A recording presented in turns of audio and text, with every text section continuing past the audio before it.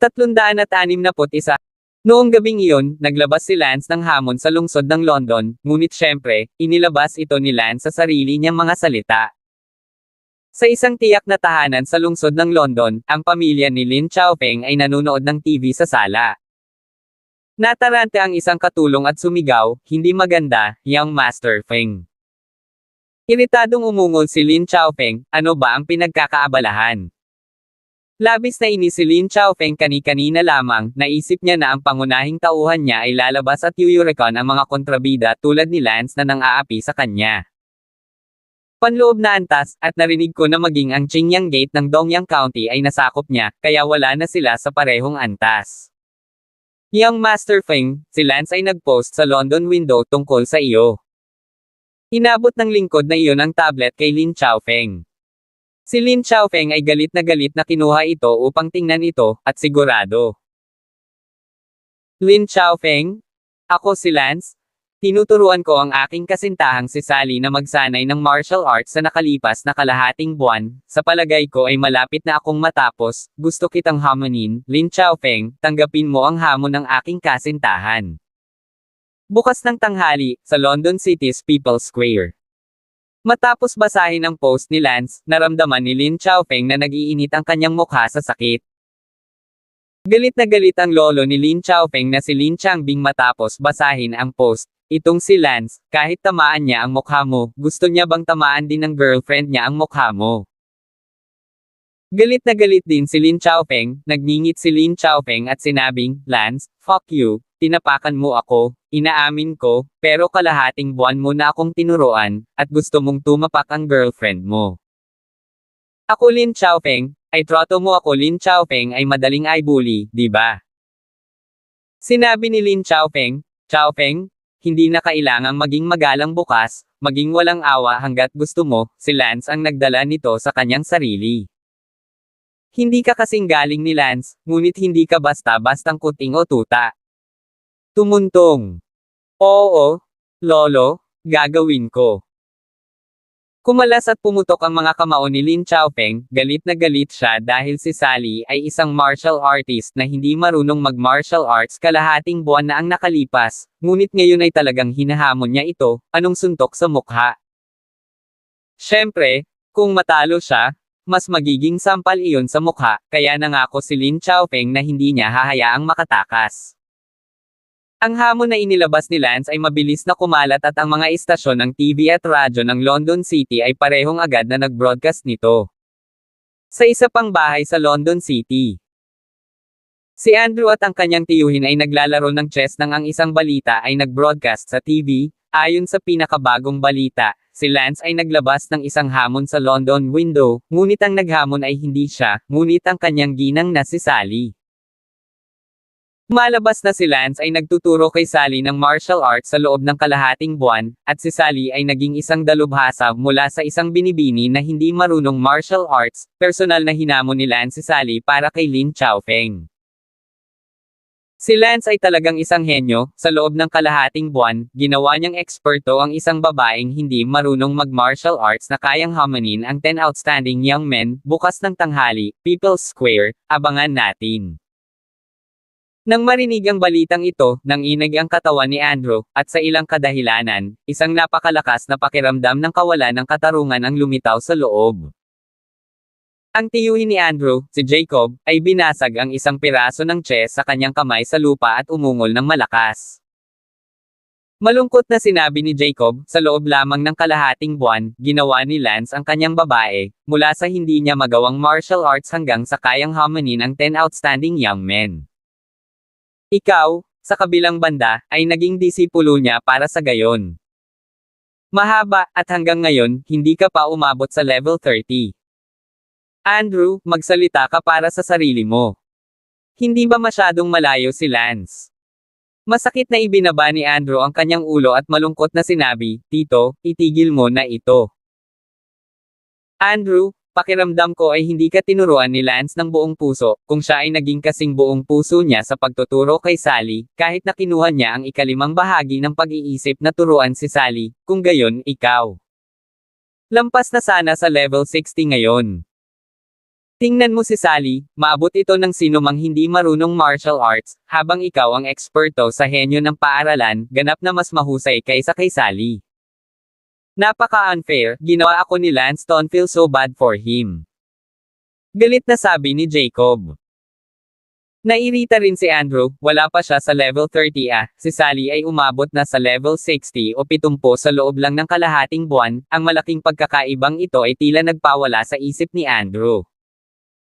Naramdaman ni Andrew na si Lance hindi niya nagawa ang lahat para sa kanya, kung hindi, tiyak na malalampasan niya si Sally. Andrew, ano ang gagawin mo?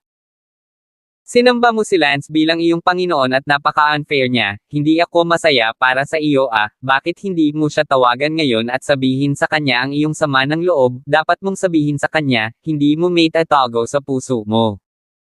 Payo ni Jacob.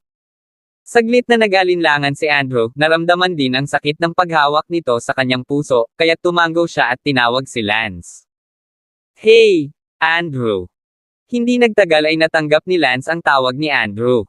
Master! Master! Halos ayaw ni Andrew na tawagin ang salitang master, pakiramdam na hindi karapat-dapat si Lance.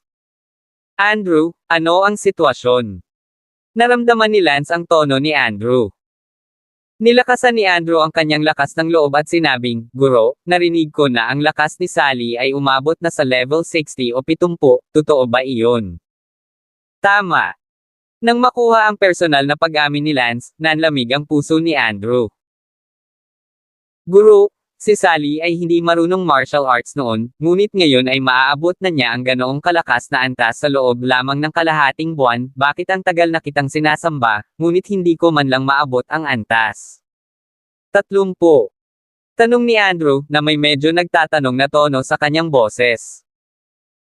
Naramdaman ni Lance ang nag-aatubili na pagtatanong ni Andrew, kaya ngumiti siya at sinabing, Andrew, si Sally ay nilikha ko ng buong lakas, kaya naabot ko ang antas na ito sa loob ng kalahating buwan. Andrew, nagsisikap ka rin, basta't masipag ka, maaabot mo rin ito balang araw. Good. Walang ibang gustong sabihin si Andrew, pakiramdam niya ay walang init ang kanyang puso.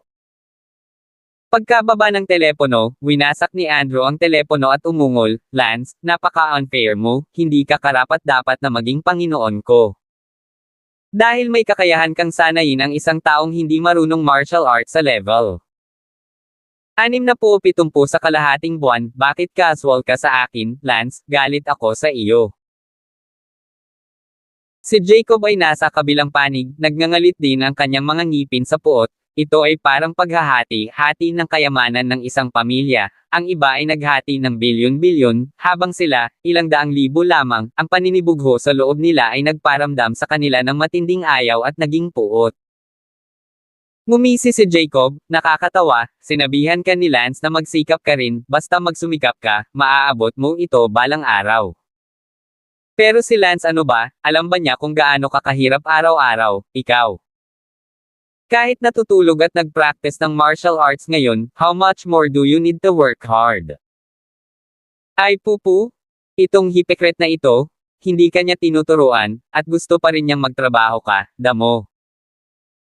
Sinabi ni Andrew na nakakuyom ang dalawang kamao, Lance, mula ngayon, hindi na ako ang iyong disipulo, napaka-unfair mo, hindi ka karapat-dapat na maging Panginoon ko, hindi mo ito karapat-dapat. 362. Kinabukasan sa tanghali, maraming tao ang nagtipon sa People's Square, lahat ay naghihintay upang makita ang tunggalian sa pagitan ni Sally at Lin Chaofeng. Marahil ang ikinakuryos ng lahat ay hindi kung kaya o hindi matalo ni Sally si Lin Chaofeng, ngunit kung talagang gumugol ng kalahating buwan si Lan sa pagtuturo sa isang taong hindi marunong sa martial arts na maging isang malakas na eksperto.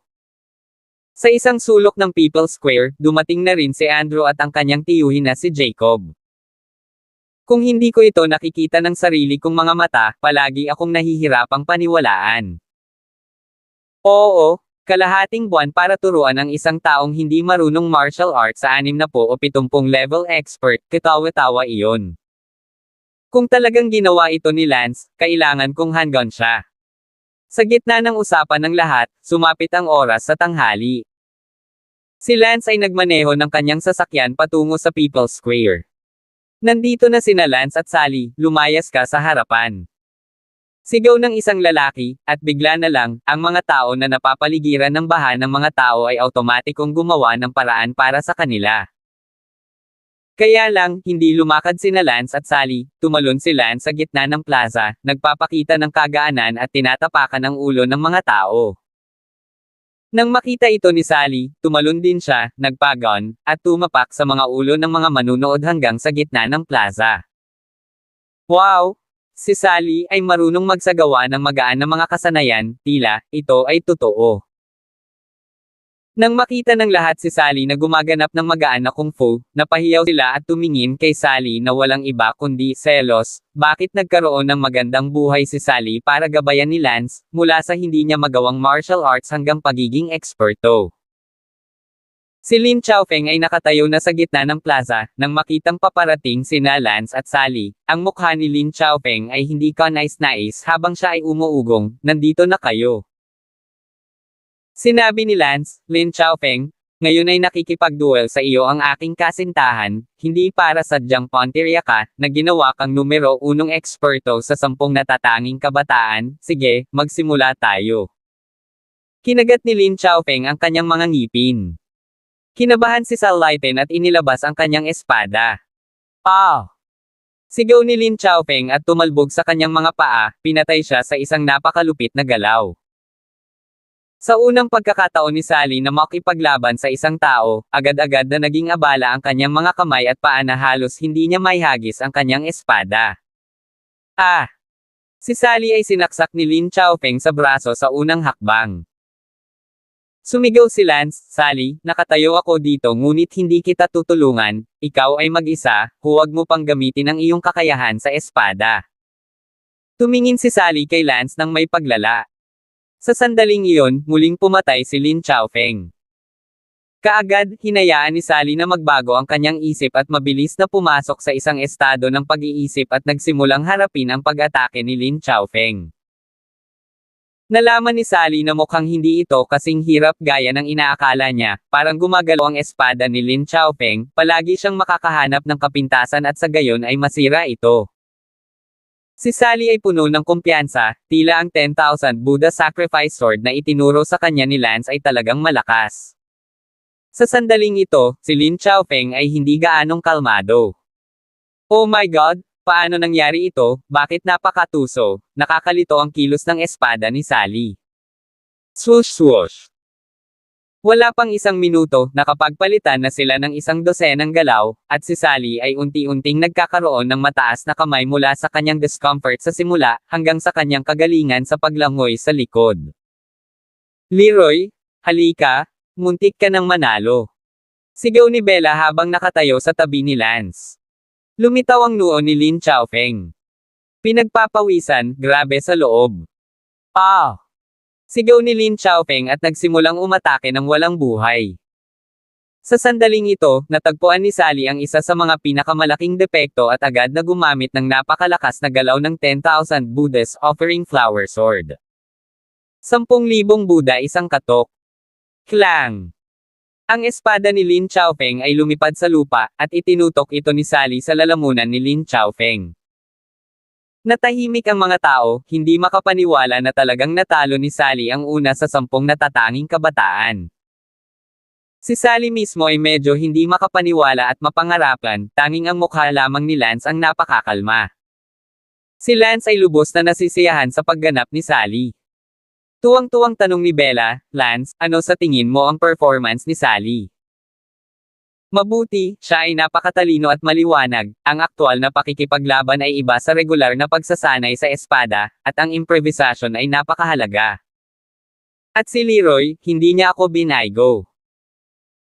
Nakangiting sabi ni Lance, naalala nito kay Lance ang dati si Andrew, tinuruan ni Lance si Andrew ng tungming sword technique. Pagkatapos ay nakipag-duel si Andrew kay Ben, gayunpaman, nadismaya si Lance kay Andrew noong panahong iyon. Malayo ang pangunawa ni Andrew kaysa kay Sally. Sa kasamaang palad, hindi alam ni Andrew na ang 80% ng kakayahan ni Sally na maging napakalakas ay dahil sa sariling pangunawa ni Sally, hindi dahil sa buong pagtuturo ni Lance. At ngayon, sa isang sulok, ang puso ni Andrew ay napuno ng galit at kalungkutan nang makita niyang napakalakas talaga ni Sally.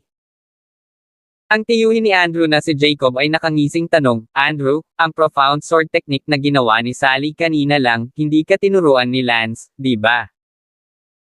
Galit na sinabi ni Andrew, hindi, paano niya ako tuturuan ng napakalalim na pamamaraan ng espada, kinuha niya ako bilang kanyang disipulo, ngunit nagpapanggap lang siya bilang isang contestant sa paaralan. Lance, kahit na si Sally ay isang magandang babae, ikaw can't do it so unfairly.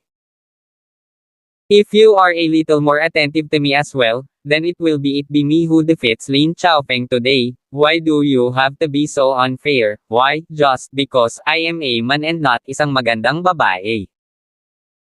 Si Andrew ay nasa malayo, nakatingin kay Lance na may galit na mga mata, at habang iniisip ni Andrew kung gaano kalakas si Sally, mas nagiging seloso at hindi makatarungan ang kanyang puso.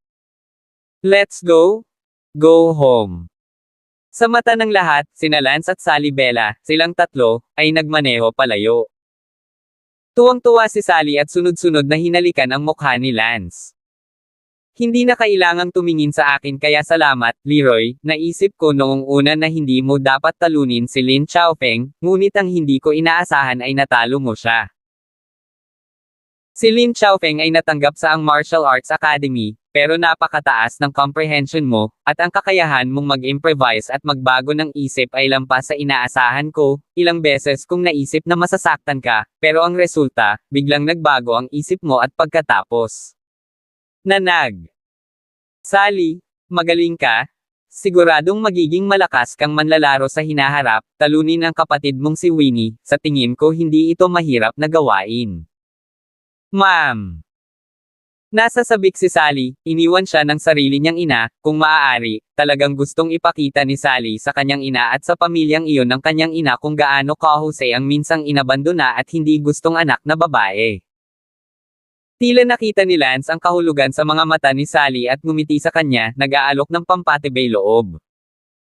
Alas 3 ng hapon, bumangon si Lance mula sa kanyang lunch break. May tao ba sa bahay? Sigaw ng isang tao sa labas ng villa. Delivery man, is anyone home? Nang walang sumagot, naghiyawan ulit ang mga tao sa labas.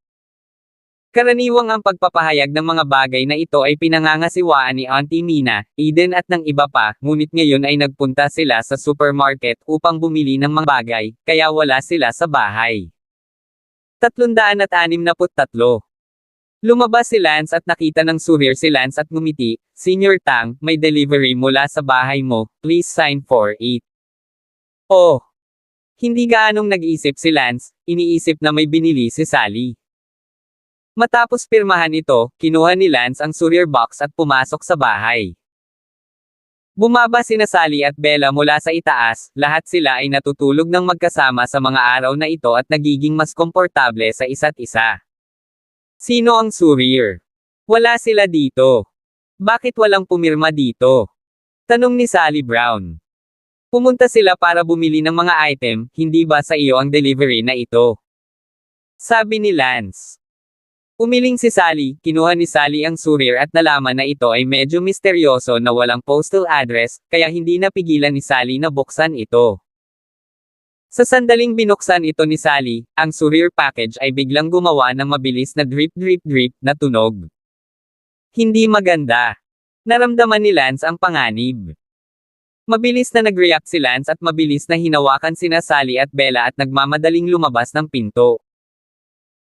Gayunpaman, si Lance ay hindi pa nagmamadaling lumabas ng gate, isang malakas na putok sa kanyang likuran, ang express ay sumabog, isang alon ng init ang nagmula sa likuran, at ang lakas ng pagsabog ay nagtulak ng marahas sa tatlong Lance. Ang isang segundo upang tandaan na basahin ang libro.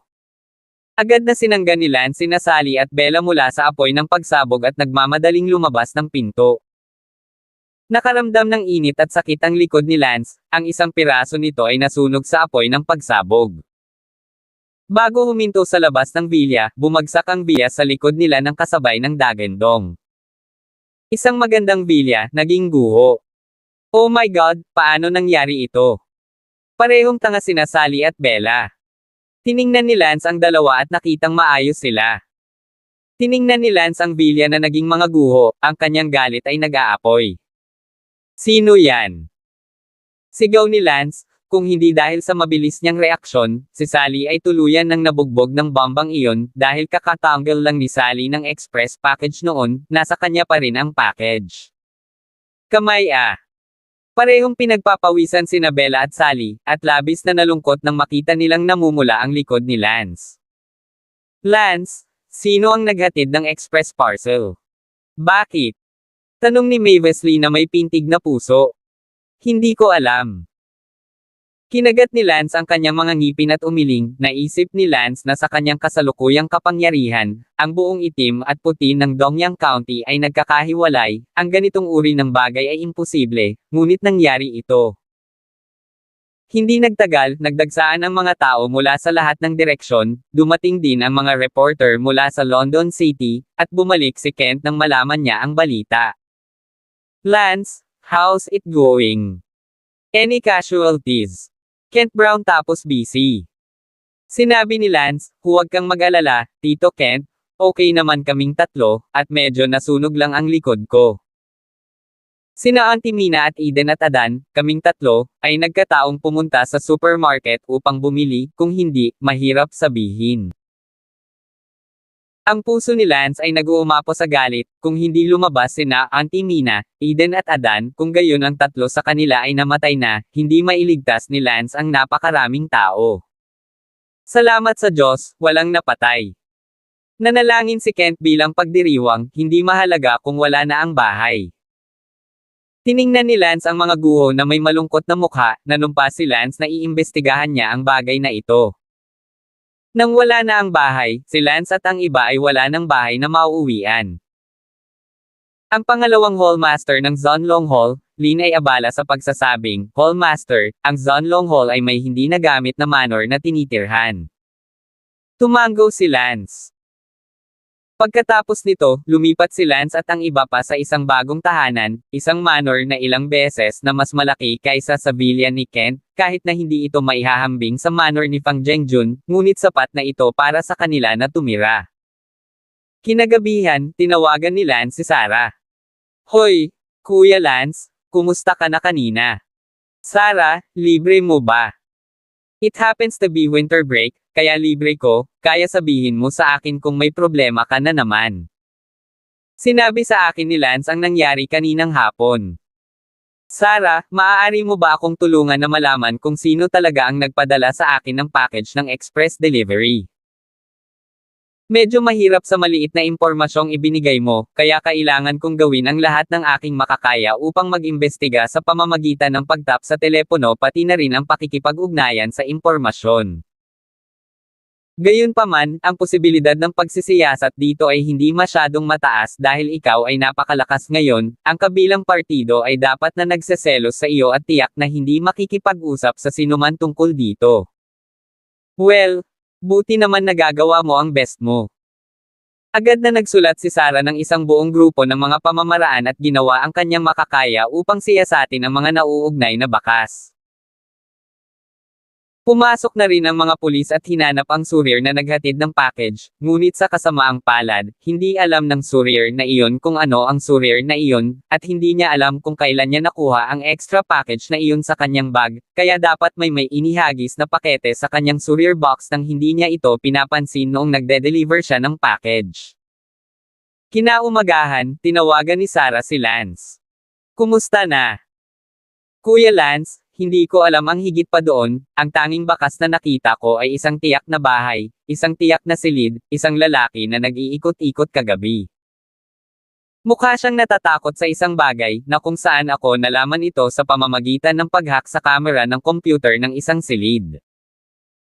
Ang iba, wala akong napansin na kakaiba, kahit na maraming usapan tungkol sa iyong bahay na sumasabog, ito ay mula lamang sa pananaw ng isang tagamasid. Okay. Sabi mo lang, saan yung bahay na kainahinala? Sa gitnang gusali ng 1,802 Golden Glory Garden, magsiyasat ka, patuloy kong susubaybayan ito para sa iyo, at kung may nakita akong kainahinalang muli, ipapaalam ko sa iyo kaagad. Mahirap na trabaho. Agad na pumunta si Lance sa Golden Glory Garden para tingnan kung may mga hinala tungkol sa sambahayan na iyon. Nang dumating si Lance sa Golden Glory Garden, hindi siya pumasok sa gate, ngunit tumalon patagilid, at hindi gumamit ng elevator, ngunit umakyat sa labas ng dingding at dumaikit sa gitnang palapag ng gusali 1,802 upang unang nag-eavesdrop para makita kung may kakaiba sa loob. Sa oras na ito, narinig ni Lance ang dalawang tao na nakaupo sa sala sa loob na parehong tila kinakabahan. "If this is traced, we're screwed. We were just very angry at the time, just a small revenge of inner injustice." Tapos na, ang priority ngayon ay kalimutan ito, huwag ng pag-usapan pa, at huwag ng pag-usapan ng pribado, kunwari hindi nangyari, wala akong tulog kagabi, at takot din ako gaya mo. Hindi ko alam kung gaano kalala ang mangyayari kung iimbestigahan ito. Oo, pero hindi ako nagsisisi, at least mas balanse ako sa loob ngayon. Well, he had it coming. Kung ayaw niyang gawin ito sa iyo, paano namin nagawa ang ginawa namin dahil sa loob-loob namin ay hindi kami masaya. Si Lance ay dumaikit sa panlabas na pader, nang marinig ang dalawang tao sa loob na nag-uusap, ang kanyang dibdib ay tumaas at nahulog sa galit. Dahil, alam na ni Lance kung sino ang dalawang taong nag-uusap sa pamamagitan ng kanilang mga boses. Hindi pumasok si Lance, ngunit tumalon. Puno ng kawalan ng mukha, pumunta si Lance sa People's Square, tahimik na nag-isip ng mahabang panahon, at pagkatapos ay kinuha ang kanyang telepono. 364. "Hoy! Sally? Bella? Pumunta kayo kaagad sa People's Square, alam ko na kung sino ang naghatid ng delivery." Pagkatapos tumawag, nag-dial si Lance ng isa pang numero at ipinaalam din sa kabilang partido na pumunta sa People's Square. Makalipas ang kalahating oras, sina Sally at Bella ang unang dumating sa People's Square. "Lance, sino ang naghatid ng surir? Nasaan ang mga tao?" Si Sally ay abala sa pagtatanong. Sinabi ni Lance, malapit na silang dumating, sana ay kusa silang dumating, ngunit kung hindi sila lalapit at tumakas sa halip, huwag mo akong sisihin. Pagkalipas ng 5 minuto, pumasok si Andrew at ang kanyang tito Jacob. Tama, ang dalawang taong nag-uusap sa gitna ng Building 1802 sa Ginway Garden ay si Andrew at ang kanyang tiyuhin. Nakilala sila ni Lance sa tunog ng kanilang mga boses, ngunit, sa oras na iyon, si Lance ay nanlamig at hindi inisip na ito ay may kaugnayan kay Andrew, kaya hindi muna siya pumasok, ngunit tinawag sila dito. Nagtakbuhan sina Andrew at Jacob, at nagtanong si Andrew na parang walang nangyari, "Master, ano po ba ang biglaang tumawag sa amin?" Kahit na gustong kumalma ni Andrew, mabilis pa rin ang tibok ng kanyang puso. Tanong ni Lance, "Bakit?" Unang website mi 1/4 consuelo. Net. "Ah, Master, ano bakit?" Tulala rin si Andrew at sinabing, "Say, bakit ka nagpadala ng bomb express sa akin? Andrew, you and I are at least destined to be a registered disciple, it really hurts me, why?"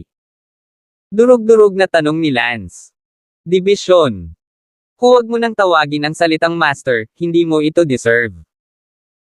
Nanginginig ang katawan ni Andrew, sigurado, alam na ni Lance, mabuti ang sinabi niya, hindi maganda kung bigla siyang tawagin, sigurado. Mabilis na tumakas sa lungsod ng London, ngunit gusto pa rin ni Andrew na sumugal na hindi alam ni Lance ang tungkol dito, kung hindi siya tinawag ni Lance dahil dito, sa pamamagitan ng pagtakas, aaminin niya ito. Sa kasamaang palad, natalo si Andrew sa sugal, at talagang tinawag siya ni Lance dahil sa bagay na ito. Sabihin, bakit? Sigaw ni Lance.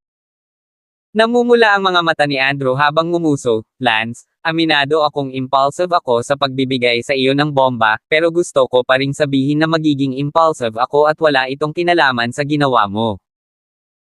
Lance, kapag una mo akong tinanggap bilang isang alagad, nakipagkawtaw ako sa iyo sa harap ng buong paaralan, ngunit ano ang nagawa mo para sa akin?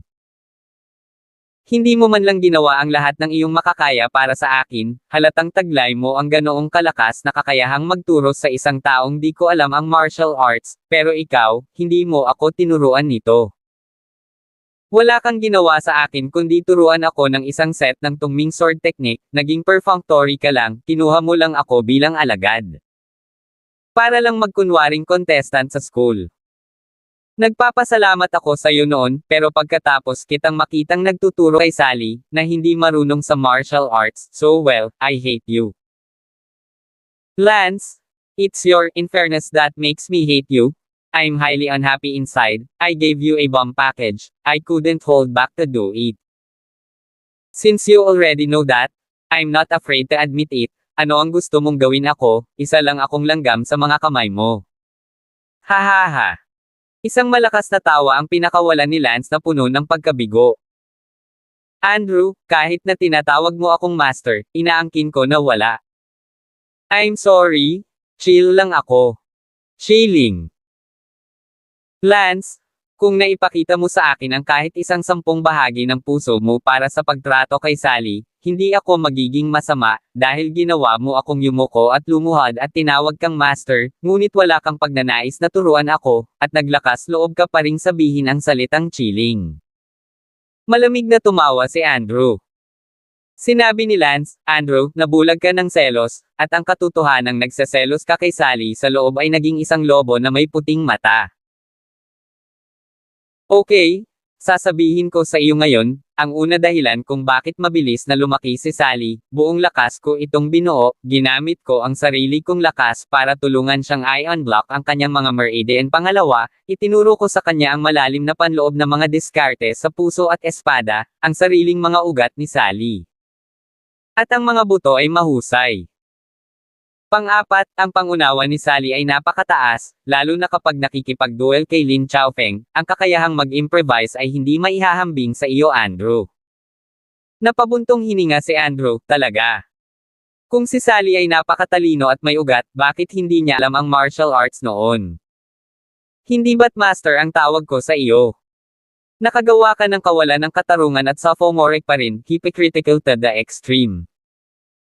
Ngumisi si Lance, dati si Sally ay may sakit na sipon at hindi marunong mag-martial arts. Bukod dito, kahit na ito ay isang personal na disipulo, hinding-hindi isasakripisyo ni Master ang kanyang panloob na lakas upang i-unblock ang mga meridian ng isang disipulo. Hindi mo ba iniisip na ito ay katawa-tawa na ikaw, Andrew, isang rehistradong disipulo, ay walang kabuluhang susubukan kung i-unblock ang iyong mga meridian? Gayon din, Andrew, ang iyong talento at pag-unawa ay labis akong nadidismaya. Isang set ng isang simpleng tungming sword technique na iyong nasanay sa napakatagal na panahon para maabot ang antas na ito, sa palagay mo ba, sa tulad mong pangunawa, mauunawaan mo ito kung ituturo ko sa iyo ang mas malalim na internal heart technique at ang 10,000 Buddha sacrificial flower sword technique? Nanginginig ang katawan ni Andrew, na para bang tinusok siya sa masakit na lugar. Sinabi ni Lance kay Sally, Sally, susanayin ko muli ang tungming sword technique sa harap mo, na hindi ko na ituro sa iyo. Pagkatapos kong magsanay, makikita mo kung gaano mo naiintindihan. Pagkatapos sabihin iyon, in-rehearse ni Lance ang tungming sword technique sa mismong lugar. Matapos tingnan ito ng isang beses, nakita ni Sally na napakasimple nito kaya naintindihan niya ito ng sabay-sabay. Sally, sanayin mo ito minsan sa harap ni Andrew para ipakita sa kanya, para makita niya ng matagal kung paano isinasagawa ng isang taong may mataas na antas ng pangunawa ang pamamaraang ito ng espada. Good. Tumango si Sally at agad na nag-ensayo ng tungming sword technique na napanood niya sa harap ni Andrew. Ang katawan ni Andrew ay malambot at nanghihina na ngayon habang nakaupo siyang paralisado sa lupa. Oo. Matagal na niyang sinasanay ang tungming sword technique, at hindi niya matutumbasan kung gaano kaiba ang sword technique na ito, na ginawa ni Sally, mula sa isa na ginawa niya. Nagtanong si Lance, Andrew, buksan mo ang iyong mga mata ng aso at makakita ng malinaw. Alam mo na ba ngayon kung gaano kahirap ang iyong pangunawa sa harap ni Sally? Matagal ka nang nagsasanay ng isang set ng mga diskarte sa espada, hindi ito kasing ganda ng kung isang beses lang itong binasa ng isang tao. Sa iyong pangunawa, isang malaking pabor na para sa akin na tanggapin ka bilang isang rehistradong disipulo at turuan ka ng isang set ng espada. How dare you expect me to teach you anything? Tungming sword technique, ilang beses ko itong sinanay bago mo halos maalala, 50 beses bago mo ito halos maalala. Kung ibang tao, 50 beses ba siyang nag-ensayo para lang turuan ang isang tao ng swordplay? Hindi, ako I'm afraid I'm asking you to copy the text 50 times now, and you won't even want to. Ako naman, 50 times na paulit-ulit na nag-ensayo para turuan ka para maalala mo, isang sword technique na hindi ko pa nagamit ng napakaraming beses sa aking buhay. At iniisip mo pa rin na hindi ako patas, at padalhan mo ako ng mga bomba, at tinatawag akong mapagkunwari, at may lakas ng loob na magselos na napakalakas ni Sally. Gawa ba ang pisngi mo? 365. Si Andrew ay pinapagalitan na ngayon ni Lance, na parang binuhusan ng isang kaldero ng malamig na tubig sa kanyang ulo, ngayong naisip niya muli, kinasusuklaman niya si Lance, napakatanga nito. Ang talento ni Sally ay mas mataas kaysa sa kanya, at siya rin ang kasintahan ni Lance, wala siyang halaga kay Andrew. Siya ay napakahina sa pagsasanay ng isang simpleng tungming sword technique, at naisip pa rin niya na si Lance ay magtuturo sa kanya ng isang bagay na mas malalim. Maging ang tiyuhin ni Andrew, si Jacob, ay tanga. Master, pasensya na, nagkamali ako, patawarin mo sana ako. Lumuhad si Andrew sa harap ni Lance. Kung tatawagin mo akong master ulit, I promise to kick your teeth in. I'm just said that you don't deserve to be called master 2 words. Umiyak si Andrew, master, mali talaga ako. Bang! Lumipad si Lance kasabay ng isang sipa at talagang sinipa ang ilan sa mga ngipin ni Andrew. Sinabi ni Lance, Andrew, naaalala ko na ngayon na ikaw ang rehistradong disipulo ko noon, kasama pa ang katotohanang walang namatay sa bombang ito, liligtasan kita at kumilos sa hinaharap. Tumalikod si Lance at naglakad palayo si Sally Bella. 3 tao, kung ibang tao, hindi titigil si Lance hanggang sa siya ay baldado. Sinabi ni Sally, masyadong murang iligtas siya ng ganito, kung hindi dahil sa mabilis mong reaksyon, kami ni Bella ay nasabog na kahapon. Kalimutan mo na, bigyan mo siya ng pahinga, sabi ni Lance. Umupo si Andrew sa lupa at maluman na umiyak, ginamit sana nila ang impluwensya ni Lance para mamuhay ng maganda sa London City at maaari sanang maghalo ng magandang posisyon sa Zon Long Hall, ngunit ngayon, nasira ang lahat. Sa huli, si Jacob iyon. Si Ming na masyadong nagseryoso sa sarili at hindi malinaw na pumwesto. Nang umuwi si Lance, 2 tao ang naghihintay sa kanyang sala, tiyak na si Leroy Chen na hinanap siya ilang araw na ang nakalipas, pati na rin ang isa pang matandang lalaki. Lance, bumalik ka na.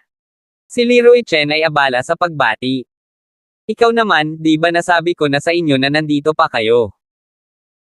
Ngumiti si Leroy Chen, Lance, ito ay isa pang elder ng aming pamilya Chen, na tinatawag na Chen Chi, sa pagkakataong ito ay pumunta kaming dalawa dahil may gusto kaming pag-usapan sa iyo. Sige lang. Lance, napakalakas ng iyong talento, balak ka ng aming pamilyang Chen na pakasalan, bilang kilos ng sinseridad, ang pamilya namin ni Chen ay nakipagtipan sa iyo ng isang napakagandang babae, syempre, medyo bata pa siya, 14 na taong gulang pa lamang, anyway, hindi ka nagmamadaling magpakasal, ano sa tingin mo ang pag-aayos muna ng kasal na ito? Sabi ni Leroy Chen. Umiling si Lance at tumawa, hindi ba kayong mga dakilang pamilya ay walang ibang paraan kundi ang pagpapakasal? Oh! Truth be told, coupling is the most reliable. Paumanhin, hindi ako interesado. Direktang tinanggihan ito ni Lance. Sinabi ng isa pang matanda, Lance, tingnan mo man lang ang kanyang larawan bago magpasya. Hindi na kailangan.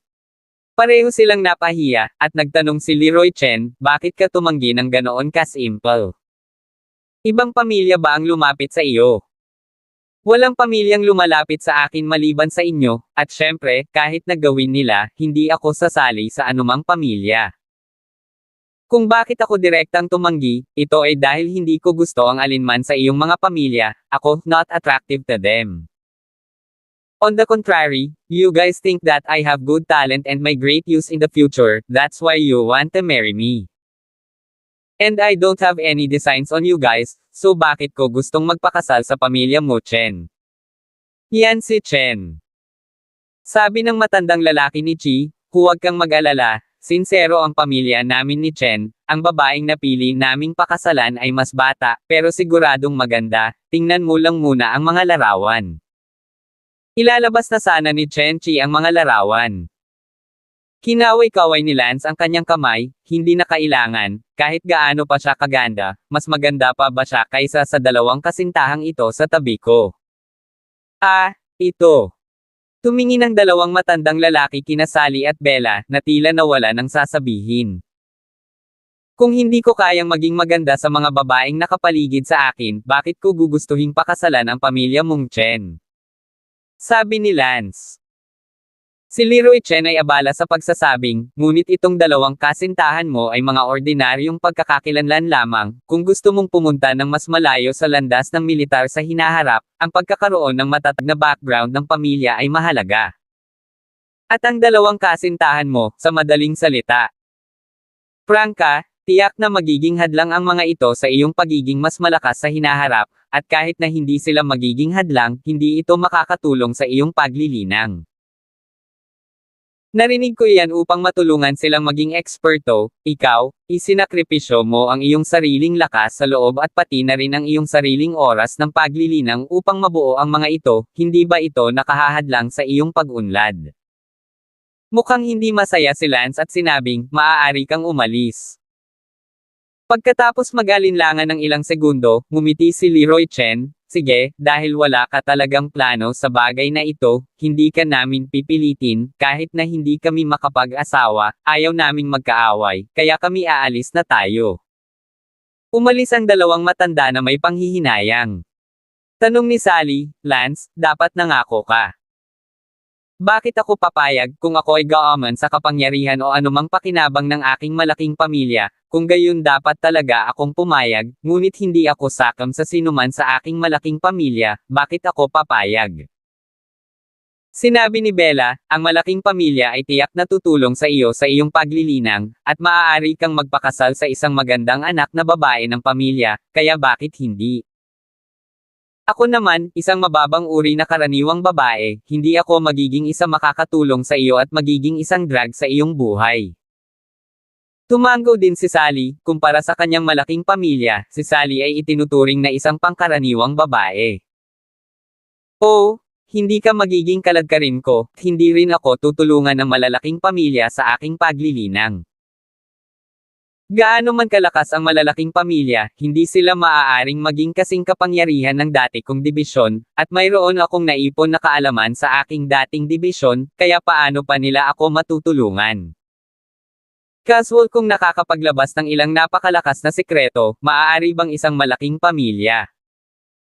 Kaya, halos tinutulungan ko sila, mula ngayon sumunod ka lang sa akin ng tapat at tahimik na maging babae ka, wala ka nang dapat ipag-alala. Sabi ni Lance.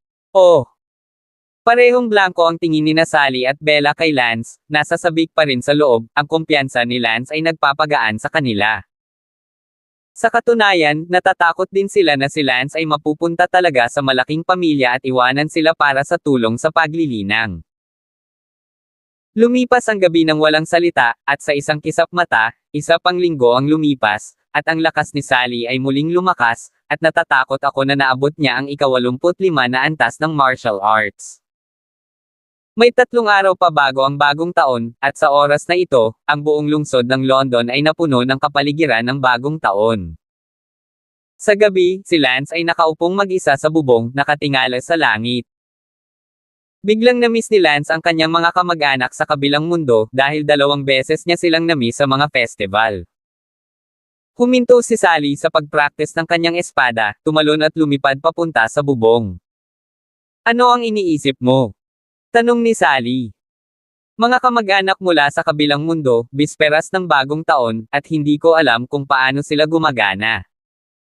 Umupo si Sally Brown sa tabi ni Lance at kinamayan si Lance bilang tanda ng kal-iwan. Nasaan si Bella? 366. Umuwi na siya, malapit na mag-New Year's Eve, nauna siyang umuwi, matagal na siyang nakatira sa amin. Oh! Tumango si Lance. Huwag kang malungkot dahil nandito siya, walang kahit anong kalungkutan ang makakapagpabago ng kahihinatnan. Pag-aaliw ni Sally Brown. Ay, alam ko. Ibinao ni Sally ang kanyang ulo sa dibdib ni Lance, naamoy ni Lance ang pabango ng babae sa katawan ni Sally, na medyo kakaiba at kumikiliti sa kanyang katawan. Napakatanda na ni Lance at wala pang ginawang kahit ano sa isang babae, biglang may pumasok sa isip. Ang isip ni Lance, at ang kaisipang ito ay naging dahilan upang magkaroon ng bahagyang reaksyon ang katawan ni Lance.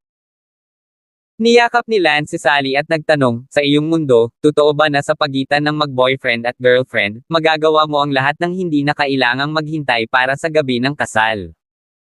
Ah! Nanginginig si Sally sa harap ng kanyang katawan, hindi alam kung bakit biglang tinanong ito ni Lance. Namula si Sally at mahinang bangulong, tinanong ni Sally ang kanyang sarili, gusto ba ni Trychen na gawin iyon sa akin? Ah, hindi pa ako handa para dito. Kinabahan si Sally sa pag-iisip na maaaring gawin ni Lance. Nakasama niya. Kinabahan din si Lance, kung tutuusin, hindi pa siya nagkaroon noon, at ang pakiramdam ng pananabik ngunit hindi pamilyar ay imposibleng kumalma. Si Lance ay mayroon ng dalawang kasintahan, maaari niya silang makuha anumang oras, ngunit mayroon pa rin siyang kaunting pag-aalangan, kapag nagkaroon siya ng isang bagay kay Sally, siya ang mananagot para dito sa buong buhay niya at wala nang silid para sa pagsisisi. Nang makita ni Sally na biglang huminto sa pagsasalita si Lance, tumangala siya at nagtanong, bakit mo ito biglang tinatanong? Isang segundo upang tandaan na basahin ang libro. Naku, wala lang, gusto ko lang malaman pa. Sabi ni Lance habang hinahaplos ang buhok ni Sally. Oh, akala ko gusto mong gawin iyon. Namula si Sally at sinabing. Nagtanong si Lance, paano kung gusto ko talaga? Ikaw, anong ibig mong sabihin? Kung gusto ko talaga, tatanggi ka ba? Ah! Si Sally Brown ay nahihirapang humindi, napakahirap sabihin na tatanggi siya, ngunit hindi ang kanyang panloob na salita, kung paano sasagutin. Ikaw, kung may gusto ka talagang gawin, mahina akong babae, anong magagawa ko, ikaw lang ang mapipilitan. Sabi ni Sally na namumula ang mukha, bagamat hindi niya direktang sinabi na gagawin niya. Di tumatanggi, ngunit ang implikasyon ng kanyang mga salita ay nagpapahiwatig na hindi siya tatanggi, dahil lamang sa kanyang pagkamahiyain ay hindi siya naglakas loob na sumagot ng diretso. Sa kasamaang palad, nabigo si Lance na maunawaan ang kahulugan ng mga salita ni Sally. Naku, huwag kang mag-alala, hanggat ayaw mo, hindi ko pipilitin, casual lang akong nagsasalita. Paninigurado ni Lance. Namula si Sally at walang imak na nakatingin kay Lance. Bakit ganyan ka makatingin sa akin? Kakaibang tanong ni Lance. Sinabi ni Sally Brown, nami-miss mo ba talaga ang mga babae? Ah, hindi. Totoo. Naisip ni Lance na magagalit si Sally at abala sa pagpapaliwanag. I'm not blaming you. Bakit ganyan ang paliwanag mo? 18 ka na, normal lang mag-isip ng girls and you definitely jerk off in private. I've heard that 99% of the boys do. Nahihiyang sabi ni Sally. Tumawa si Lance, ako ang isa pang porsyento isa, hindi pa ako nagkaroon ng isang lumaki. Bakit? Walang dahilan. Hindi naman sa tuwing may gusto kayong babae. Anak, at kung wala kang kasintahan muli, pupunta ka sa mga puto o sa lalaking iyon. Ayoko, at hindi ko alam kung bakit hindi ko gagawin. Oh! Si Sally ay hindi nang ahas na sabihin muli ang paksang ito, medyo nahihiya ito, syempre, lahat ng impormasyon na alam niya ay kung ano ang paminsan-minsang pinag-uusapan ng ilang mga batang babae, walang paraan upang patunayan ito. Gayunpaman, biglang may naisip si Sally, abala sa pagtatanong, hindi, itong katawan mo, hindi ba isinilang na muli? Paano mo malalaman ang matandang Don na iyon, hindi niya gagawin? Ah, oo. Muntik ko nang makalimutan. Ang katawan na ito ay hindi akin dati, kung ganoon, dapat nga. Sinabi ni Sally, posible rin na ang katawan mo na ito ay hindi ang unang pagkakataon, ang dating Lance ay maaaring nagpatutot. Nako, kapag naiisip ko ito, pakiramdam ko ay nasira ang iyong katawan. Sinabi ni Lance, huwag kang mag-alala, ang katawan na ito ay tiyak na hindi kailanman naging patutot, bagamat ang dating Lance ay malabog, wala lang siyang pera para magpatutot. Natawa si Lance, kaya labis, salamat kay Adan at Eden, ang dating Lance ay napakakuripot sa Lance na iyon, kaya lang ang dating Lance ay walang pera para magpatutot, kung hindi, mahirap igarantya. Paano mo nalaman na wala? Hindi makapaniwalang tanong ni Sally. Una sa lahat, sa nakaraan, si Lance ay may miserableng buhay, siya ay binubuli ni na Adan at Eden, at walang pera para magpatutot. Pangalawa, mayroon akong panloob na kasanayan, bagaman hindi ko ito nasanay, ngunit sinubukan ko ng kaunti sa simula, sinubukan ko ito sa puso ng panloob na kasanayan at alam kong ang katawan kong ito ay birhen pa. Oh, anong internal technique? Ang ma-detect ito. Tumawa si Lance, ito ay hindi isang magandang panloob na kasanayan, ito ay isang side skill na hindi pinapahalagahan ng mga tao sa matuwid na landas na magsanay. Ito ay tinatawag na Heart of the Room. Ang Heart of the Room technique. Tulad ng ipinahihiwatig ng pangalan, ang Room's Heart technique ay isang heart method na nawala ilang siglo na ang nakakaraan. Ito ay orihinal na nilikha ng isang napakalakas na tagakuha ng bulaklak, ngunit pagkatapos ay napatay ang flower picker at ang kanyang room mind method ay nawala. Nagkataong nakuha ko nagkataon lang na house heart method, pero hindi ko na-practice. Bumilis ang tibok ng puso ni Sally habang nagtanong, bakit hindi mo ito sinanay? Baka kasing lakas ng tagapitas ng bulaklak ang kakayahang iyon pagkatapos mong masanay, hindi ba't gusto mong maging malakas ang iyong isa? Tapos na si Sally, ang kanyang mukha ay namumula na, si Lance ay ang kanyang kasintahan na siya lamang ang naglakas loob na sabihin, kung hindi, hindi siya maglalakas loob na pag-usapan ang bahaging iyon ng mga bagay hanggang sa mamatay. Hahaha, tama ka, siguro kung mag-practice ako, lalakas talaga yung ability na yon, pero matuwid akong tao, paano ako mag-practice ng ganitong side stuff, if word gets out, hindi ba number 1 ang mundo ko? Pinagtatawanan si Bunso. At saka ano pa ba ang kailangan ko ng ganoong kalakas na kakayahan, hindi ko na kailangan maging tagapitas ng bulaklak, sapat na. Si Sally ay nahihiya kaya namula siya.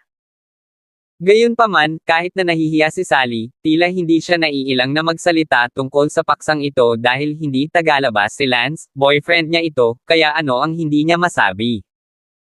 Nang maisip ni Sally si Bella Palan, nahihiya siyang nagtanong, mayroon ka ng dalawang kasintahan ngayon, kami ni Bella. Maya-maya ay makikipag-*X ka sa aming dalawa, hindi ka ba maaaring mag-alala tungkol sa iyo? Ah, Sally? Ang dami mo talagang pinag-isipan, hahaha, ang songgit mo naman oh. Lance teased. Ikaw ang songgit, ang dami ko lang ng ahas na sabihin sa'yo dahil boyfriend kita. Kinurot ni Sally ang baywang ni Lance, habang nagpapanik at tusong nakikipagtalo. Humalaklak si Lance at sinabing, kung talagang hindi ito gagana, ang pinakamasamang maaaring mangyari ay magsasanay ako, hahaha. 367. Hindi ka ba natatakot na pagtawanan ng mga tao sa mundo? Hindi na ako hangin at magagaan na ulap ng dati kong buhay, kaya hindi na mahalaga sa akin, kung ano ang matuwid o kung ano ang masama, hindi na mahalaga sa akin, gusto ko lang na ako at ang aking minamahal ay magkaroon ng isang magandang buhay. Pinandilatan ni Sally si Lance at namula, hindi kita kinakausap, at bukod pa sa hindi ako malinis. Si Sally ay nagmamadaling lumipad mula sa bubong at bumalik sa kanyang silid. Sa ibaba, kinainggitan ni Eden si Sally, na mula sa pagiging isang binibini na hindi marunong mag-martial arts ay naging isang malakas na lalaki na ngayon ay malayang lumilipad sa bubong.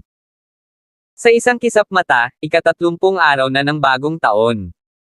Ang mga pamilya ay masaya at puno ng maligaya na kaligayahan. Madaling araw, tinawagan ni Bella si Lance. Hoy, Lance, hindi ka pa ba bumangon? Hindi pa, Bella, ano ba? Bisperas ng bagong taon at natutulog ka pa, napakatamad na baboy. Tumawa si Bella. Hehe. Ngumiti si Lance, na tila nahawa sa saya ng pagdiriwang ng bagong taon ng lahat. Lance, pumunta ka sa bahay ko para sa hapunan sa bisperas ng bagong taon ngayong gabi. Pinanibik ni Bella. Ah, maghapunan ka sa bisperas ng bagong taon ah. Hindi agad pumayag si Lance, tutal, ang hapunan sa bisperas ng bagong taon ay napakahalaga, kung kumain sa bahay ni Bella o kasama ang mag-ama ni Sally ay isang siyentipikong tanong. Halika na. Sabi ng boses ni Bella na puno ng tukso. Ito, hihihi, pag-iisipan ko. Ngumiti si Lance hihihi. Sanay ka nang kumain ng masasarap na pagkain sa bahay ni Sally, pumunta ka sa bahay ko at kainin ang lahat ng pagkain na pinalaki ng sarili nating mga buto, okay? Medyo nauutol na sabi ni Bella. Nakaramdam ng goosebumps si Lance, ngunit ang mapang-akit na tono ni Bella ay lubos na pinahahalagahan. Lance ay tumango lamang at sinabing, sige. Kung gayon, bakit hindi mo imbitahan si Sally at ang kanyang ama ngayong gabi rin? Bakit hindi mo nalang imbitahin si Sally at ang kanyang ama? Tanong ni Lance. Sabi ni Bella, I don't dare ah. Tutal mayroon pa ring social gap sa pagitan natin, lahat sila ay mayayaman, hindi ko alam kung pupunta sila sa lugar ko sa slum na ito.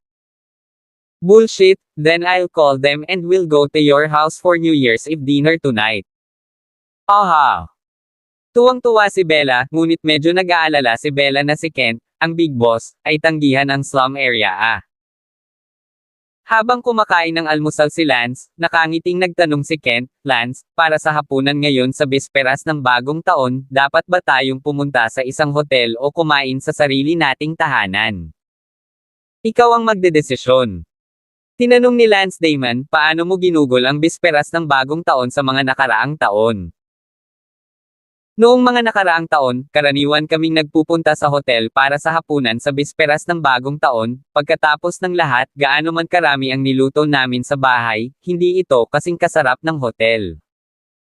Siyempre, ang hapunan sa bisperas ng bagong taon noong mga nakaraang taon. Ako lang, si Sally, at ang nanay ni Mina, ngunit ang taong ito ay iba, mayroon din kayong iilang tao, Adan, at Eden, at lahat ay naiinitin at naaabala. Natatawang sabi ni Kent Brown. Sinabi ni Lance, Tito Kent, may proposal ako. Sabihin mo. Pumunta tayo sa bahay ni Bella para sa bisperas ng bagong taon ngayong gabi. Ah! Natigilan ang lahat, bakit biglang sinabi ni Lance ang panukalang ito? Tinawagan ako ni Bella kaninang umaga at hiniling na pumunta ako sa kanyang bahay para sa hapunan sa bisperas ng bagong taon ngayong gabi, ngunit, si Bella at Sally ay pareho kong kasintahan, kaya kailangan kong mahalin ang dalawa. Kaya, ipinapanukala kong pumunta tayong lahat. Sa bahay ni Bella. Sabi ni Lance. Ngumiti si Kent Brown, wala akong problema dito, ngunit ito ba ang iyong ideya, o ito ba ay ideya ng pamilya ni Bella? Kung ito ay iyong ideya, at kinuha mo ang napakarami sa amin ng walang pahintulot. Hindi masyadong magiging masaya ang pamilya ni Mavis Lee. Tama ka, this isn't my idea, it's Bella's and her parents. It's just that they don't dare to invite you directly, tutal nasa slums naman ang pamilya nila, kaya baka hindi ka pinahahalagahan. Sinabi ni Sally Brown, masyadong iniisip ng mga magulang ni Bella na ang aking ama ay hindi ganitong uri ng tao, gusto ko pa ring pumunta sa bahay ni Bella. Ngumiti si Kent, pagkatapos ay umalis ka na, Auntie Mina, kayong tatlo ang bahala sa inyong sarili. Sinabi ni Lance, hindi, sumama ka, masikip. Nang gabing iyon, sina Lance, Sally, Kent, gayon din sina Auntie Mina, Eden, Adan, at silang anim ay pumunta sa bahay ni Bella. Para naman kay Lunmeng at Wendy at sa iba pa, maaga silang bumalik sa pamilya para sa bagong taon. Ang bodyguard ni Kent na iyon ay na-dismiss dahil sa kanyang walang kabuluhang mga aksyon. Bagamat ang bahay ni Bella ay nasa isang mahirap na distrito, may mga mahahalagang bisita na dumarating, inayos, malinis at sariwa, at maraming mga parol ang nakasabit, na ginagawang puno ng lasa ang bagong taon. Sa gabi, sa looban ng bahay ni Bella, isang malaking round table ang nakalagay, nagluluto ng malaking mesa ng pagkain, masaya silang kumain ng hapunan sa bisperas ng bagong taon. Sa taong ito, kapwa para sa pamilya ni Bella, at para sa pamilya ni Sally, ang ani ay partikular na mahusay, at ang mga pagbabago ay napakarami din. Lahat ito ay dahil sa isang tao, si Lance. Kung wala si Lance, magkakaroon sana ng malungkot na kinabukasan para sa kanilang mga pamilya. Tiyak na mamamatay ang ama ni Bella, at tiyak na hindi mabubuhay si Sally sa edad na 20, ngunit ngayon, ang lahat ng trahedya na mangyayari ay wala na. Parehong sina Kent at ama ni Bella, si Jake Palin, ay ceremonial na nag-toast kay Lance. Hahaha, hindi na kailangang maging magalang. Tumawa si Lance habang sina Kent Brown at Jake Palin, parehong magalang na nagpasalamat sa kanya, halos lumuhod, naging seryoso ang kapaligiran. Sinabi ni Lance, tinulungan ko kayo, hindi ba totoo na ang langit ay nagpadala sa akin ng 2 magagaling na dilag, hahaha. Niyakap ni Lance ang mga balikat ni Bella at Sally at sinabi, at ang lahat ay humagalpak ng tawa. Magkabilang panig ng Lance, Sally at Bella ay parehong pinandilatan ng mata si Lance at ibinaba ang kanilang mga ulo na medyo namula. Para sa mas maganda at mas mataas na susunod na taon, mag-toast tayong lahat. Sabi ni Kent Brown na itinaas ang kanyang wine glass. Cheers! Narito ang isa pang toast kina Lance at Sally sa pagpasok sa Martial Arts Academy sa susunod na taon. Itinaas din ni Jake Palin ang kanyang wine glass at sinabi, Cheers! Kaya lang habang iniinom ng lahat ang basong ito, walang magawa si Bella. Sa susunod na taon, maaaring sundan ni Sally si Lance sa Martial Arts Academy, ngunit hindi niya magawa, dahil mahirap ang kanyang pinagmulan at ang kanyang mga kasanayan sa martial arts ay hindi umabot sa pamantayan ng pagpasa sa pagtatasan ng Martial Arts Academy sa ngayon. Li Zuan, sinusuri pa rin ni ang kombinasyon ng tunog at panloob na lakas upang linangin ang martial arts mula sa aspetong ito, ngunit wala pa siyang naabot. Ang hapunan sa bisperas ng bagong taon ay kinakain hanggang alas 9 ng gabi. Pagkatapos kumain, hindi na nagtagal ang lahat at halos bumalik. Inilakad sila ni Bella patungo sa intersection, dahil hindi makamaneho ang kotse sa kanyang eskinita. Lance.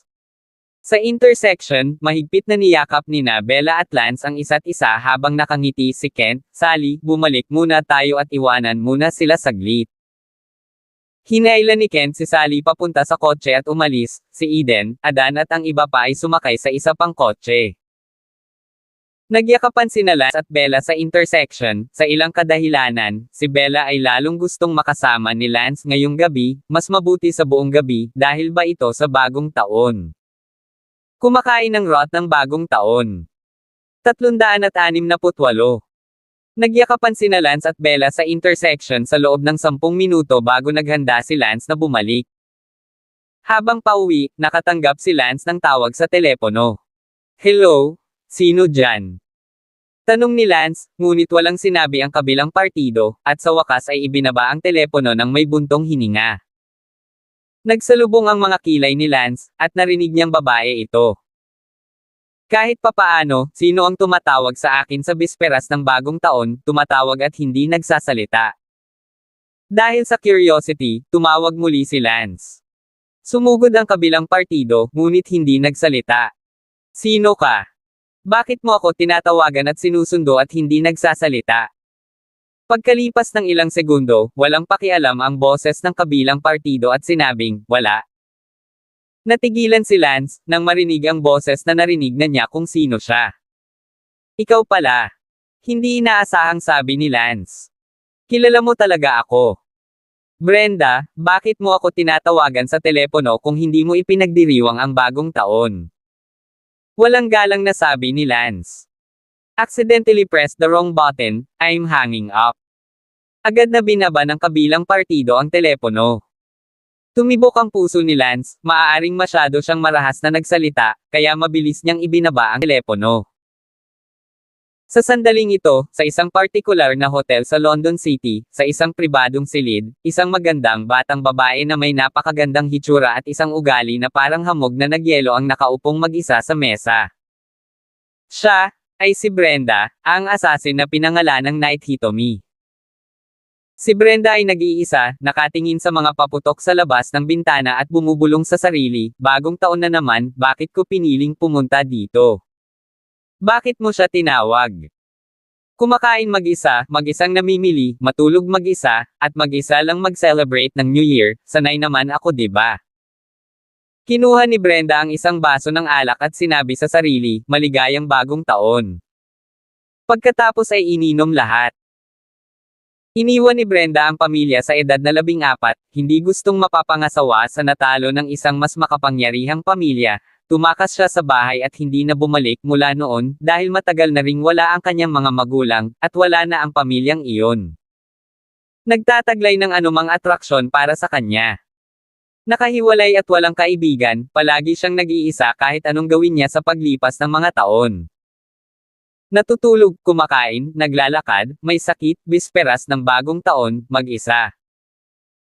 Hanggang sa nakalipas na panahon, nagkataon na nakilala niya si Lance, at natuklasan na si Lance talaga ang aksayadong fiancé sa karapatang-ari na ipinangako niya noong siya ay 14. Bisperas ng bagong taon noon, at si Brenda mismo ay hindi alam kung bakit pinili niyang pumunta sa lungsod ng London, at tumawag kay Lance ng makamulto. Gayunpaman, nang tumawag siya, naramdaman niyang hindi na ito kailangan at ibinaba niya ang telepono. Isang buntong hininga. Pauwi na si Lance nang makatanggap siya ng tawag mula sa magandang killer na iyon, na ikinagulat ni Lance.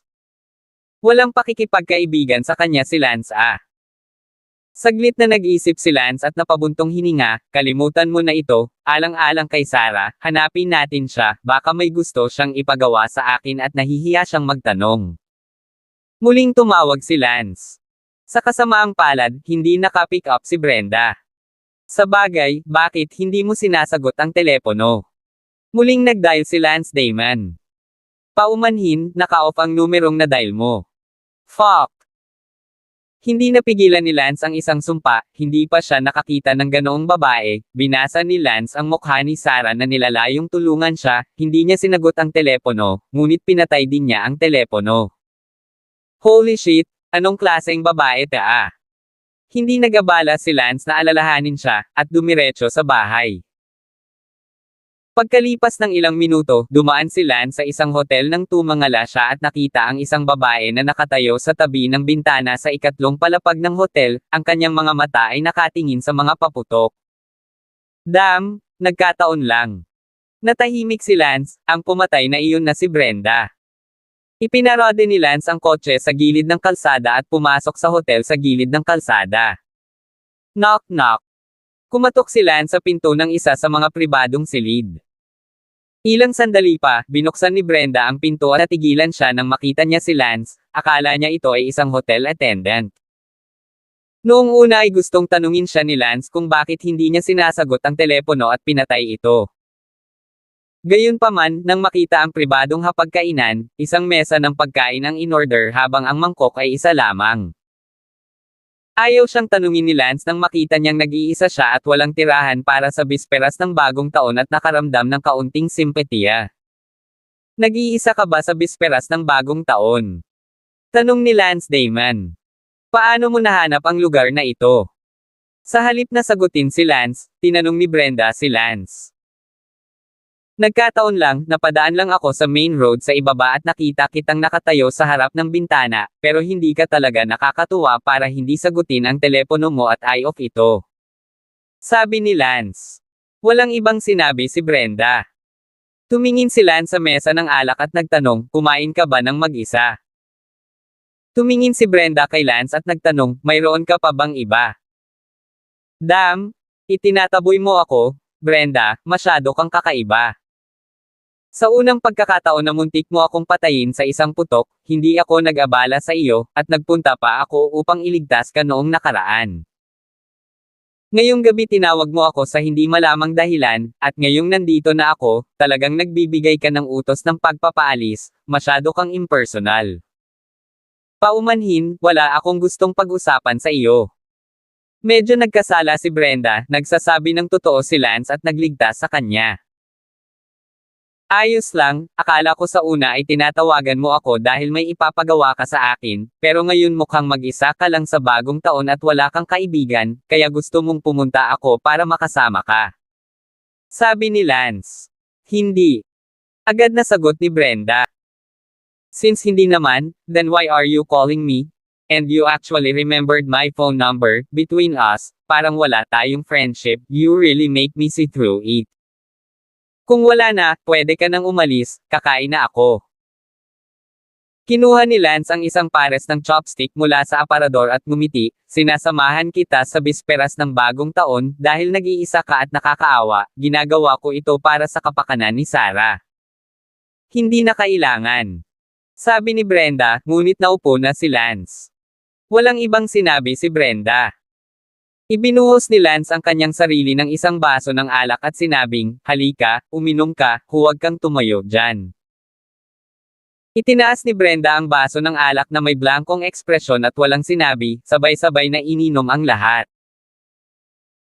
Ibinaba ni Brenda ang kanyang baso ng alak at pinanood si Lance na kumakain ng pagkain sa mesa ng walang anumang kabastusan. Sa unang pagkakataon sa lahat ng mga taon na ito, may sumama sa kanya para sa bisperas ng bagong taon, biglang nakaramdam ng init. Marahil, ang katotohanan na kahit papaano ay pupunta si Brenda sa London City ay maaaring talagang may kinalaman kay Lance, dahil, sa kanyang puso, alam niya na si Lance ang orihinal na kanyang nobyo. Wala na siyang bahay, at ang kanyang dating kasintahan ay nasa London City, kaya naramdaman niya na dapat siyang pumunta dito. Bakit ka pa tumitingin sa akin, kumain ka na? Sabi agad ni Lance nang tumangala siya. Natarante si Brenda at ibinaba ang kanyang ulo, tumingin talaga siya kay Lance na nalilito. Sinabi ni Lance sa kanyang puso, mayroon kayang crush sa akin ang mamamatay tao na kapatid na ito. Bakit ka pa pupunta sa London City para sa bisperas ng bagong taon at sasampalin ako, at tumingin lang sa akin na tulalo muli? Sayang, isang tao ay sobrang galing, ang dali talagang mangakit ng mga bubuyog at paro-paro kahit itong walang malasakit na mamamatay na kapatid ay naaakit sa akin. 369. Tanong ni Lance, bisperas ng bagong taon, bakit hindi ka umuwi? Walang bahay. Sabi ni Brenda, matapos mahuli ang isang piraso ng puting fishball sa kanyang bibig, nakita ni Lance ang kanyang cherry mouth at nakitang medyo nakatutokso ito. Wala ka bang pamilya, hindi ka kadalasang bumabalik kahit hindi ka bumalik ng bagong taon, gusto mo ba talagang ihiwalay ang sarili mo sa pamilya mo? Tanong ni Lance Damon. Hindi ko na kailangang sabihin sa iyo ng malinaw, kung tapos ka ng kumain, umalis ka na. Walang pakialam na sabi ni Brenda. Nako, ikaw, napakawalang puso mo, sinasamahan kita sa bisperas ng bagong taon at pinagtatabuyan mo ako, pero ayoko lang umalis. I guess, looking at your personality, in reality, you wala ka man lang kaibigan, mag-isa ka lang buong taon, hindi ko alam kung bakit kakayanin mo. Sabi ni Lance sabay buntong hininga. Hindi pinansin ni Brenda si Lance, gumagalaw ng maganda at kumakain ng mga fishball, tila medyo gusto niya ang mga fishball. Bagamat hindi pinansin ni Brenda si Lance at ang kanyang mukha ay may malamig na ekspresyon, talagang nagpapasalamat siya na si Lance ay kumakain kasama niya sa loob, ngunit hindi siya isang taong magaling magpahayag ng kanyang sarili. Sa loob ng maraming taon, hindi siya kumakain mag-isa, at ito ay hapunan din sa bisperas ng bagong taon. Nakita ni Lance na hindi nagsasalita si Brenda, masyadong tahimik ang dalawang malungkot na lalaki at babae. Hoy! Balita ko, tumakas ka sa bahay dahil ipinangako ka ng pamilya sa isang talunan mula sa mas makapangyarihang pamilya na iyon upang umakyat sa isa pang mas makapangyarihang pamilya, tama ba? Tanong ni Don Zimmer. Ayokong pag-usapan ang nangyari sa nakaraan. Sabi ni Brenda. Saan nalaman ni Lance na ang basurang iyon ay siya, ang dating Lance kung tutuusin? Isang segundo tandaang basahin ang aklat. You're so pretty. Marrying a loser would be a waste indeed. But it's not an option for you to keep running away from home, kaya hindi ka ba dapat umuwi? Ito ay aking pribadong negosyo. Gusto mo bang maging slayer mo sa lahat ng oras na ganito? Namumuhay sa buhay ng drifter na namumuhay mag-isa na walang tahanan. Wala ka bang mga layunin sa hinaharap? Hindi na pinansin ni Brenda si Lance. Makalipas ang 40 minuto, tumayo si Lance at sinabing, tapos na ang hapunan. Salamat. Simpleng sinabi ni Brenda ang dalawang salita. Hindi na kailangan, sinasamahan kita sa bagong taon para sa kapakanan ni Sarah. Brenda, uuwi na rin ako, hinihintay pa ako ng girlfriend ko sa bahay, magkikita pa tayo. Gumalaw ang mga labi ni Brenda, ngunit hindi siya umimik. Sinabi ni Lance na hinihintay siya ng kanyang kasintahan sa bahay, pakiramdam na ang init na sumama sa kanya sa hapunan ay nabuo sa isang iglap. Tumalikod si Lance at naglakad palayo, biglang tumalikod pagkatapos ng ilang hakbang at nagtanong, "By the way, normal na ba ang regla mo ngayon?" Galit na pinandilatan ni Brenda si Lance. "Huling beses na pumunta ako para iligtas ka, hindi dumating ang regla mo, binigyan kita ng ilang pills, ininom mo ba sila o hindi?"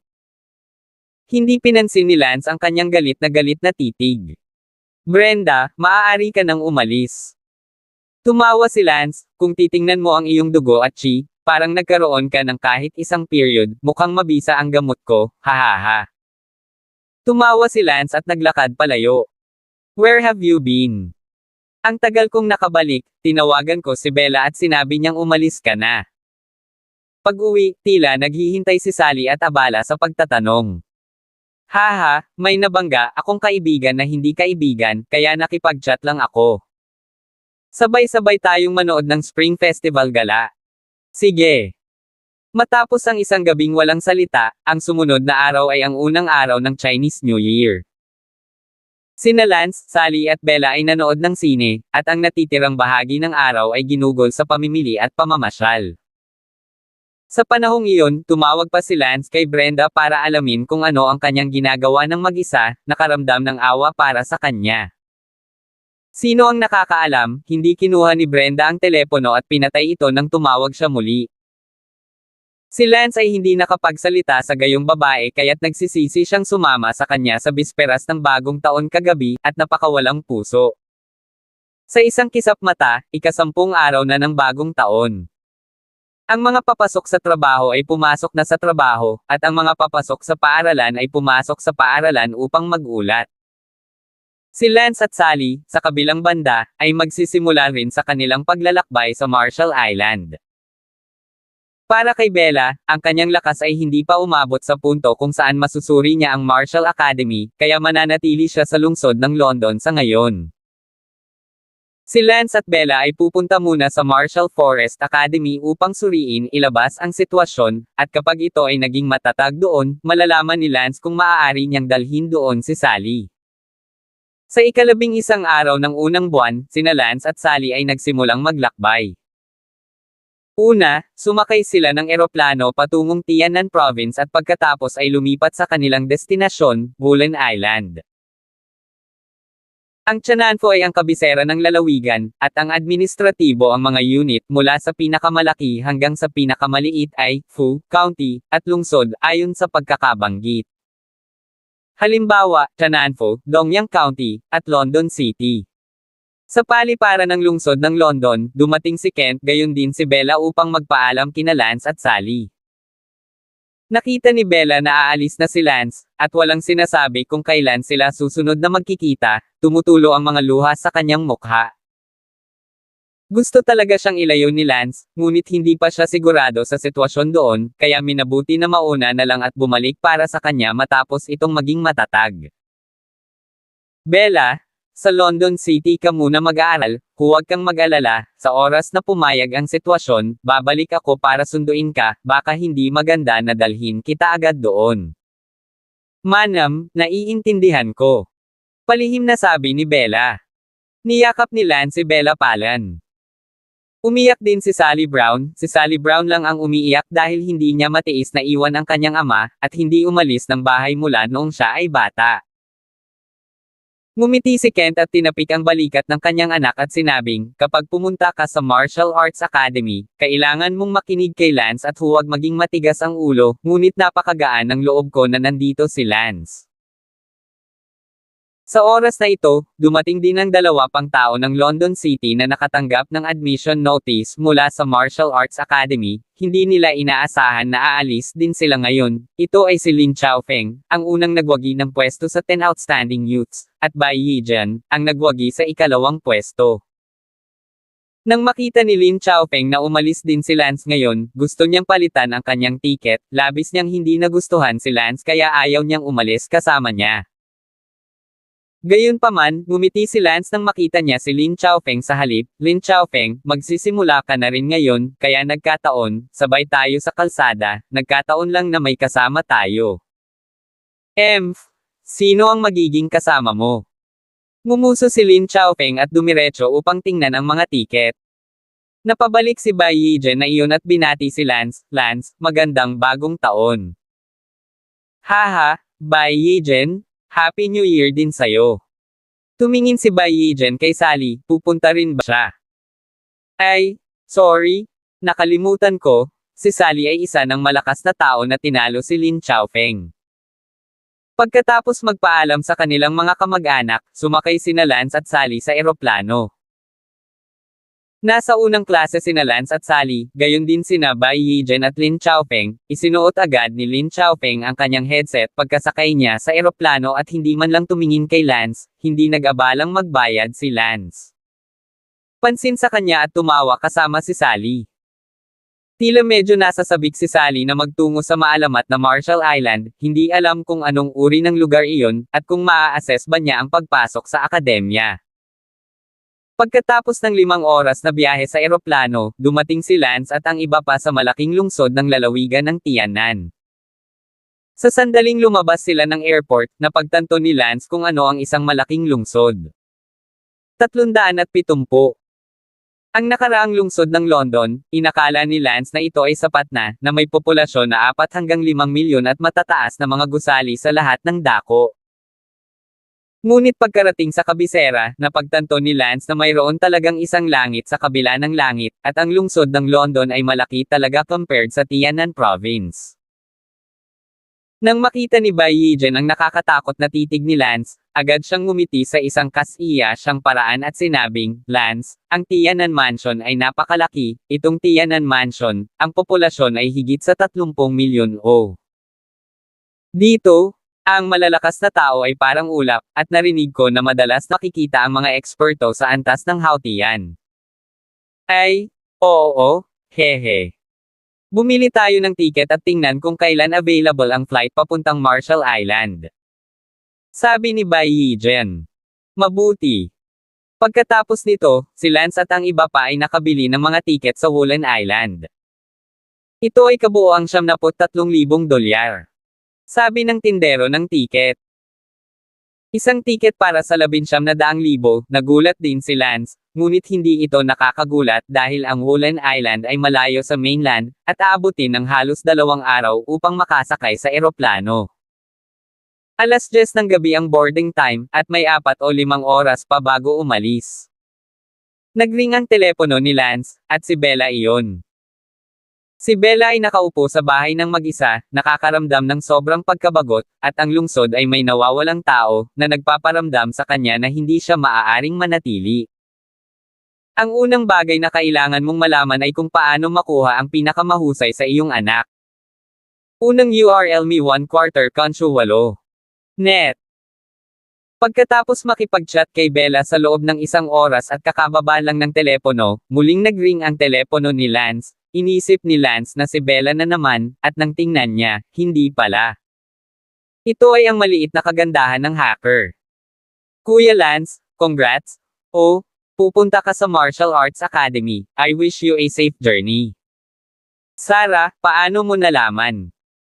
Nakita ko yan sa London Window Forum mo, masyado kang tanga para hindi sabihin sa akin.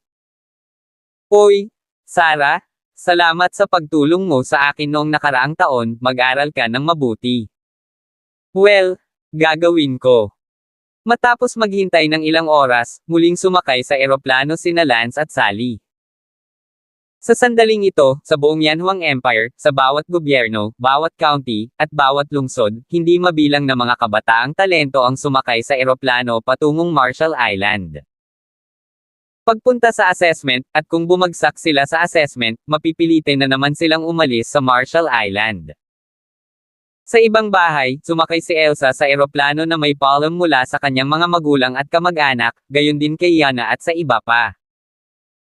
Ang isa pang anak ni Kent, si Winnie, ay halos sumakay na rin sa eroplano, at hindi mabilang na mga henyo ang pupunta sa pinakamalaking martial arts academy na iyon. Kinailangan ni Lance at Sally na gumugol ng susunod na 2 araw sa eroplano, medyo mahirap para kay Lance, ngunit sa kabutihang palad ay naroon si Sally para samahan. Nakahiga si Sally sa balikat ni Lance, at magkasama silang nanunood ng pelikula sa tablet computer upang palipasin ang nakakainip na oras.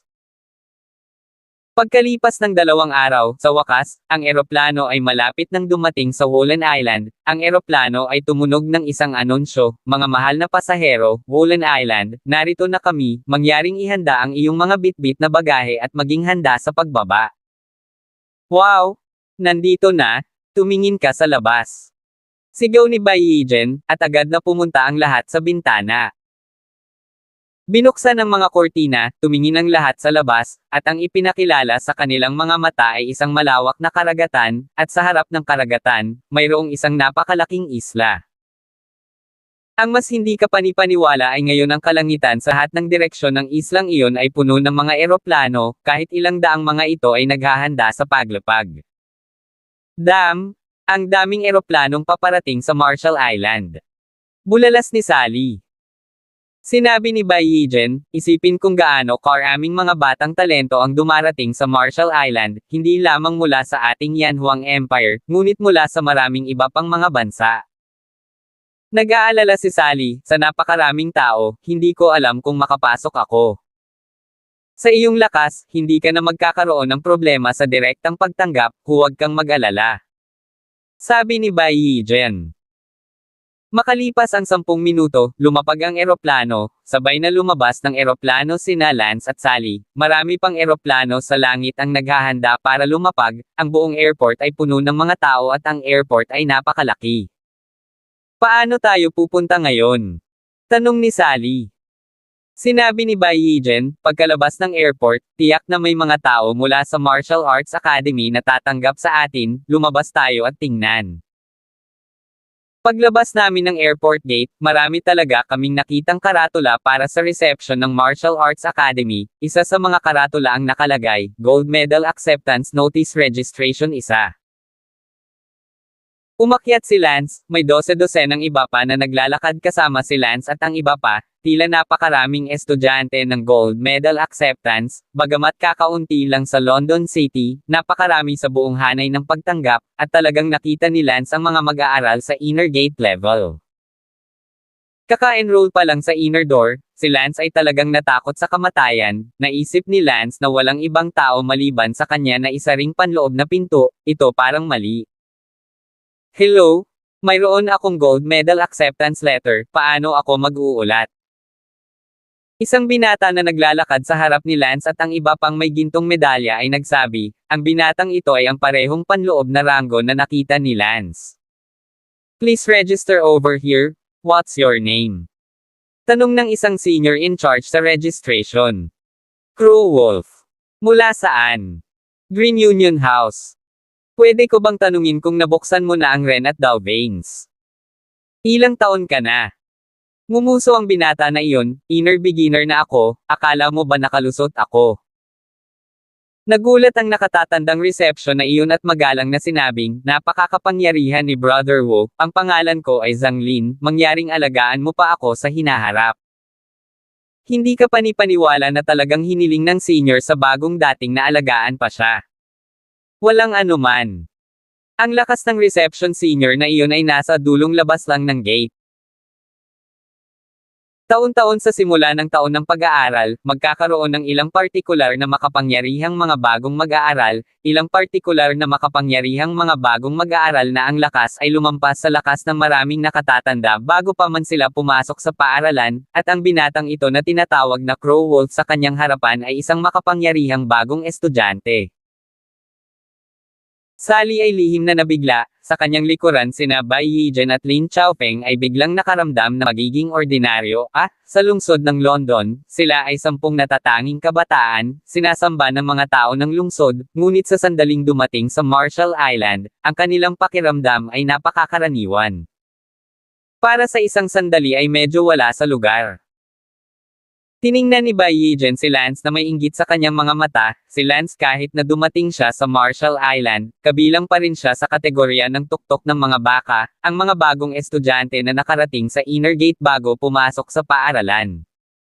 Susunod. Ang pangalan ko ay Bai Yijen, mula sa lalawigan ng Tianan. Ako ay 21 taong gulang. Nabuksan mo na ba ang mga ugat ni Ren at Zhu? Hindi. Anong level ng martial arts? Level 69. Mangyaring pumunta doon upang i-verify ang gintong medalya. Oo. Pumunta si Bai Yijen sa kabilang panig, at tila may ibang lugar na pupuntahan ang mga hindi nakalusot sa Rendo at Doke kaysa sa mga nakarating. Ang sumunod na nagparehistro ay si Lin Chaofeng, na hindi rin nakalusot at sumunod kay Bai Yijen. Umakyat si Lance. Forget what they doing, keep on doing.